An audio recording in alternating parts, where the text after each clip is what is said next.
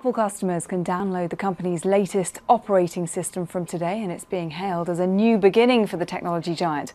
iOS 7 has a cleaner look than its predecessors and has been designed to make the iPhone appear bigger with sharper text, among other new features. Well, earlier I caught up with Pocket Lint's Stuart Miles about what we can expect.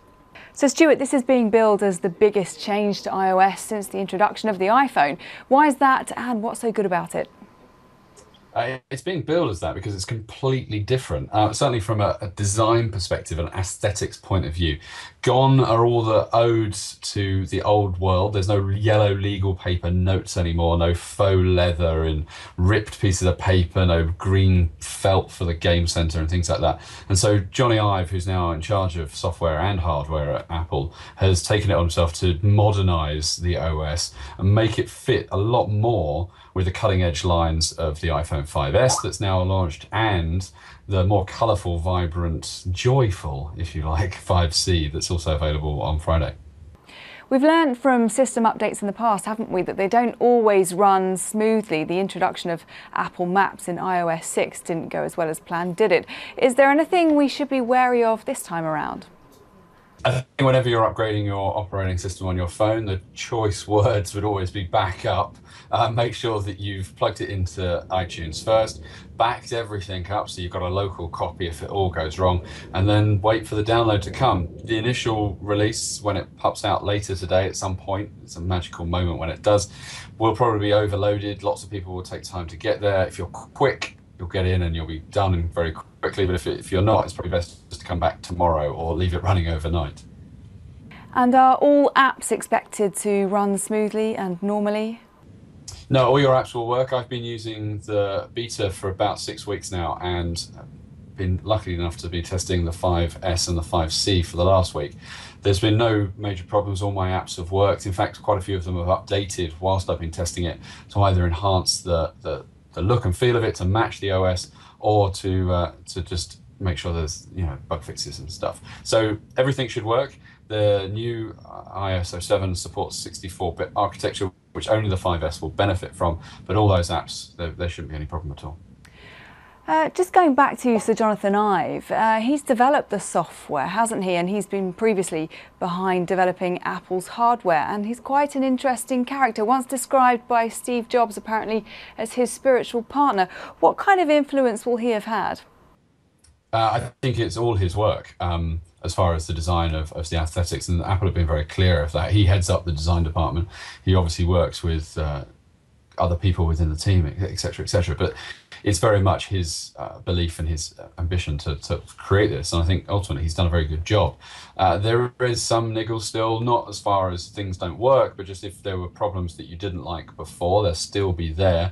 And there are lots of new toys to play with as well. So there's plenty of treats. It's certainly worth updating from ISO 6 to ISO 7, and there haven't been any crazy elements like the Apple Maps that we've seen before.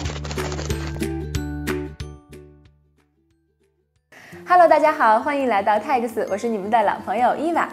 在如今这样一个手机以月为单位更新换代的时代，我们到底需要的是一款怎样的手机呢？这个问题不仅困扰了很多的手机厂商，也让不少朋友在选购时犯了难。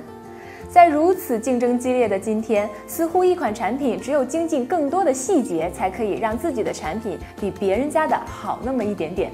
在我们眼中，三星的 Note 7就是这样的一款产品。在不到10天之后，国行版的 Note 7将正式发售，你将买到的是这样一款包装简单而又颇有个性的 Note 7。相比 Note 5与 S7 Edge，Note 7外观上最大的进步不在于颠覆式的造型创新，而是一些细节上的合理调整。Home 按键凸起程度大幅的降低，指纹识别平面低于周围的金属边框，这能够有效地避免按键表面被划伤，而且不会再造成一些不必要的误碰。Note 7中框上方和下方被调节为相同的弧度，这给 Note 7带来了更佳的握持手感。可以说，它属于极少见的裸机手感能够媲美 iPhone 6s Plus 的产品之一。从这一点上，我们可以看出，三星对曲面屏有了一个更理性的认识。更大的弧度固然带来更炫的外观，但这不是用户实操中所需要的。对弧度和元素进行调整的 Note 7，第一次给三星系列手机带来了所谓的对称美学。让老用户对三星这家韩厂的设计能力有了一个更积极的印象。Note 7整机支持防水，甚至可以用随附的手写笔在水下进行书写。手写笔压感级别升级到了4096级，这让书写出的文字线条更加细腻。只是对于目前的手机用户来说，是否还会将手写笔作为刚需，这一点我们存有疑问。虽然外界一直传言国行 Note 7可能会采用骁龙821处理器，但在实际检测中，我们发现第一批国行版的 Note 7迎来的依然是骁龙820。搭载骁龙芯片虽然解除了三星芯片4GB 运存的限制，不过我们首批能够买到的依然是4GB 的版本。国行版在芯片上面的变化对我们的实际使用并没有太明显的好或者不好的影响。而至于系统，受一些客观原因的影响，系统又不可避免的会美中不足。为了削弱一些国内定制服务带来的不自然感，三星选择了最大限度的压缩预装第三方应用数量，只保留微信、支付宝、百度地图、微博和 Office 套件这几个使用率极高的应用。Note 7国行版涉及到的本地化，仅包括引入了搜狐新闻、更换为百度搜索服务和采用国内版号码助手等几个方面。其他绝大部分，如牛奶音乐、语音助手等，均为三星的原生服务，这让一向不过分依赖于谷歌套件的三星，在国内本地化上尝到了大大的甜头。而另一方面，贴近原生的交互逻辑以及超级繁琐的设置界面，还在不断地提醒着我们，这不是一个十分懂得国内用户需求的系统。相比于国内知名的定制化 UR 而言，确实还有着半个身位的差距。接下来要单独讲的还有虹膜识别功能。Note 7已经提供了一个比原先更加成熟的虹膜识别技术，在理想环境下，用它解锁手机甚至比指纹还要快。但在人脸比较多、光线比较差、角度比较刁钻的环境下，识别效率依然偏低，而且隐形眼镜也会影响到识别效果。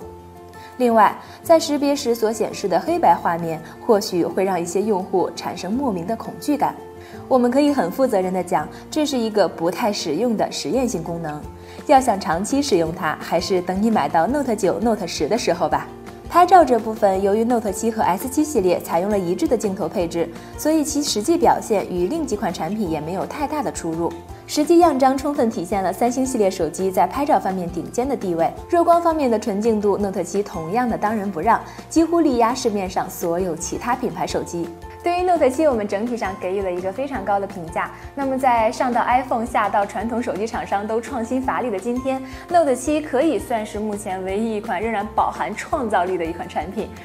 在 iPhone 7马上又要发布的关头， Note 7也许是给了它一个比往年更加重的一个压力。但是 Note 7在国内的本土化方面还是有很多的事情要做，这非常考验一个国外厂商对于资源整合的能力。在这方面也希望三星能够继续努力。好了，感谢大家观看本期的节目，希望大家能够继续关注 Tags 微信账号，更多新鲜的科技短视频在这里等你来看哦。